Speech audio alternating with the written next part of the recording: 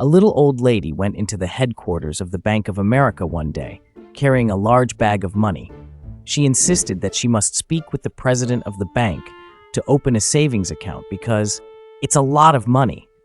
The receptionist objected, stating, "You can't just walk in here and expect to see the president of the Bank of America. He's a very busy man." "But I am here to make a very large cash deposit," added the he-old woman. The receptionist momentarily looked at the sack of money, then walked back to one of the rear offices.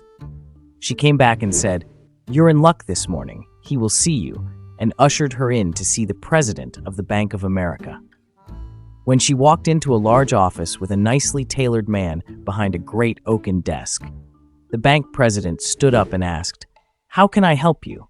She replied, "I would like to open a savings account," and placed the bag of money on his desk. "How much would you like to deposit?" he asked curiously. $180,000, if you please," and dumped the cash out of her bag onto his desk.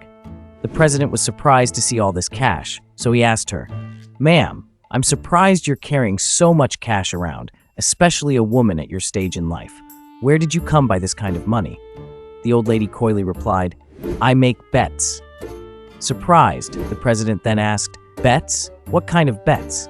The old woman said, "Well, for example, I'll bet you $25,000 that your balls are square." "What?" cried the man. "You want to bet me $25,000 that my balls, my testicles are square?" He could hardly hold back from laughing. "Yes, you heard me. In fact, by 10 o'clock tomorrow morning, I'll bet you $25,000 that your balls will be square." The man smiled broadly, thinking he had a live one. "You've got yourself a bet," and shook her hand.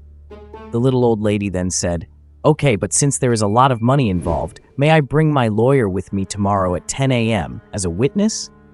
"Sure," replied the confident president. That night, the president got very nervous about the bet and spent a long time in front of a mirror checking his balls, turning from side to side, again and again. He thoroughly checked them out until he was sure that there was absolutely no way his balls were square and that he would win the bet. The next morning, at precisely 10 a.m., the little old lady appeared with her lawyer at the president's office. She introduced the lawyer to the president and repeated the bet. $25,000 says the president's balls are square. The president agreed with the bet again, and the old lady asked him to drop his pants so they could all see. The president complied. The little old lady peered seriously at his balls and then asked if she could feel them. "Well, okay," said the president, obviously embarrassed. Thinking to himself, $25,000 is a lot of money, I guess it's okay. He then said, "Yes, $25,000 is a lot of money, so I guess you should be absolutely sure." As the old woman started to feel the banker's testicles, he noticed that the lawyer was quietly banging his head against the wall.